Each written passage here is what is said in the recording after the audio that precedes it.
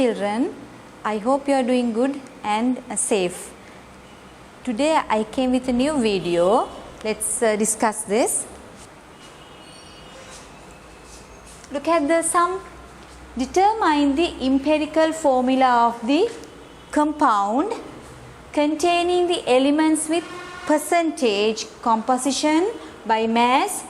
Carbon, hydrogen and chlorine was given there, and you see the relative atomic mass was mentioned in the brackets.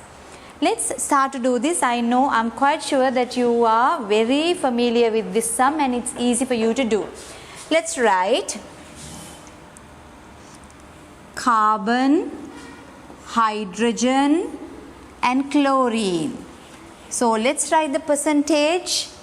38.4, hydrogen 4.8 and chlorine 56.8. Let's take the relative atomic mass. Carbon is 12, hydrogen is 1 and chlorine 35.5. Kindly take this 0.5 because it's very important for you when you are assuming the value, right? Okay, I'm planning to clean the sum because I got all the details, right? Let me use the duster, right? Now you try to do the calculations by using your calculators, right? Let's see, when you divide 38.4 by 4, what will be the sum?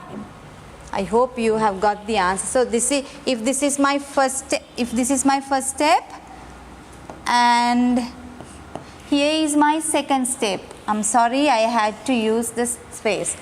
It will be 3.2. Whenever you divide 4.8 by 1, it will be 4 once again. When it comes here, 56.8 divisible by 35.5, it will be 1.6. This is about chlorine, this is for hydrogen and this is for carbon. What is the next step, my dear children? Yes, we are going to take the smallest value, that is 1.6. I'm going to divide from that. Okay. Right. So this is the third step. What is the third step? What are the values? How many 1.6 are there in 3.2? Yes, there are 2. How many 1.6 are there in 4. Yes, 4.8, that is 3. How many 1.6 are there in 1.6? I hope you can see the decimal places well. I'm sorry if I did not keep the decimal places rather large. I hope you can see this well now. How many? Here it's 1. Right. Now what can you tell about empirical formula? 2 atoms of carbon, 3 atoms of hydrogen and 1 atom of chlorine is there. Let's write the empirical formula. C2H3 and Cl1. This is your empirical formula. Please study the steps. It's not that hard for you, right? Look at the first step. So we divided by the relative atomic masses. We got the value, and as soon as you got the value, we divided from the smallest number. Okay, done. Then you got a whole number. So that is your empirical formula, right? Let's go to the second sum or second question. Write the products and balance the given equation. Write the products. First of all, let's write the products. Before that, I would like to ionize this. Then you can easily write the products. Nitrate minus ion, cation, and hydrogen the positive ion, carbonate 2 minus ion, copper 2 plus ion. You should remember there are different oxidation numbers for copper, right? Okay, here we go. Cation with anion. We are going to write the cation first.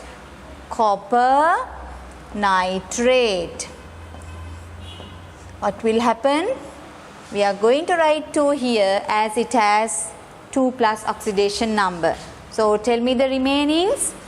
Carbon dioxide plus what else? Water. What do you think? Is it balanced?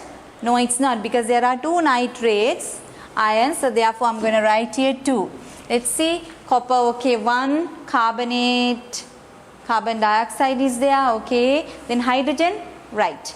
See, oxygen also balanced, 2 into 3 is 6, 2, 8 and 9, yes, 2 into 3 is 6 plus 3, 9. Oxygen is 9 in the both sides.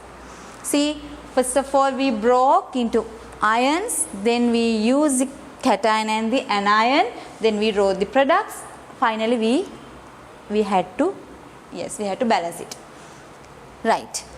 Then we'll move on to the next question, easy question. I hope you can remember what you were doing in the previous grades.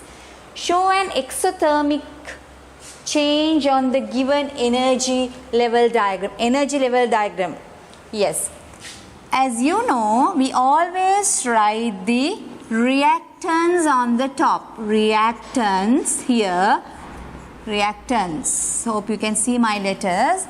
And here are the products. Products. Spelling mistake, sorry. Right. Now let's write once again. Products. Now we should mark delta H, the difference, enthalpy change. As this is exothermic, you should mark delta H downwards, right? Okay, fine. Then we'll move on to the next slide. Draw the dot cross diagram for ethane. Ethane is the second simplest alkane that you have learnt. So let's write the structural formula. Ethane, CH3, CH3. So ultimately you will write C2H6. Right? Okay. I'm going to start from carbon. Right? This is the nuclei. Okay. I'm drawing, my dear children, please consider the outermost shell's electrons, right?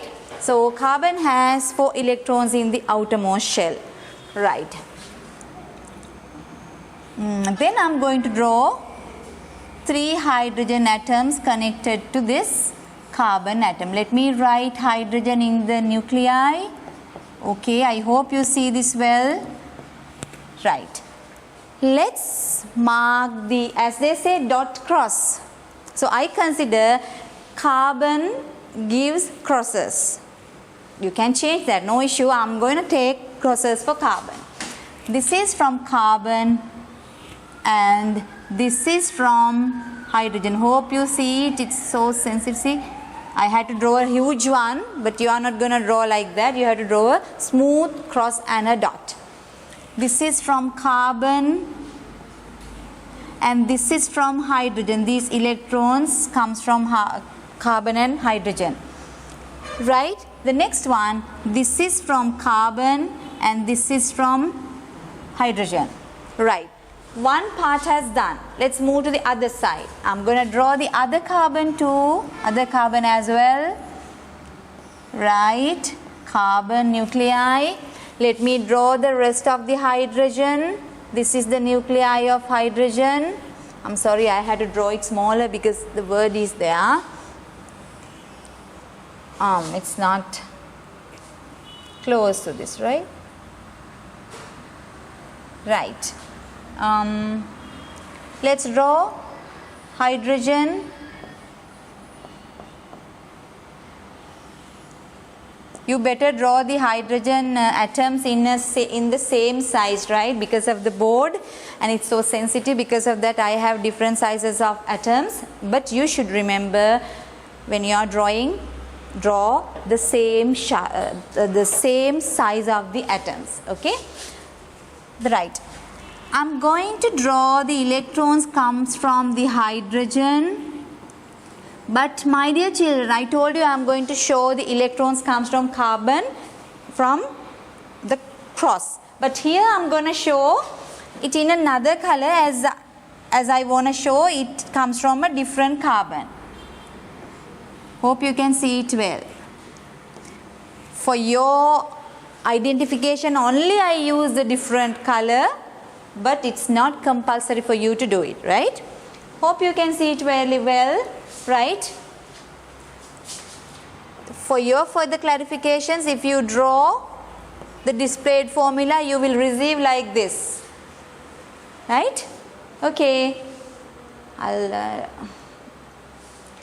let's go to the last question. Draw the displayed formula. You have to show all the bondings in this, right? Don't mess up with the structural formula and the displayed formula. This is the displayed formula. Here we go. How many carbons? Yeah, there are 1, 2, 3, 4. Let me draw. And the bonding, double bond, single bond, right? Here we go. If it is possible, it's good to show the bonding angle, that's better, but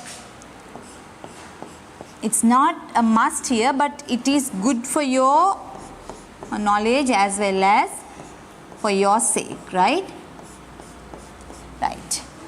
See, draw the displayed formula. Out of the structural formula, we drew this.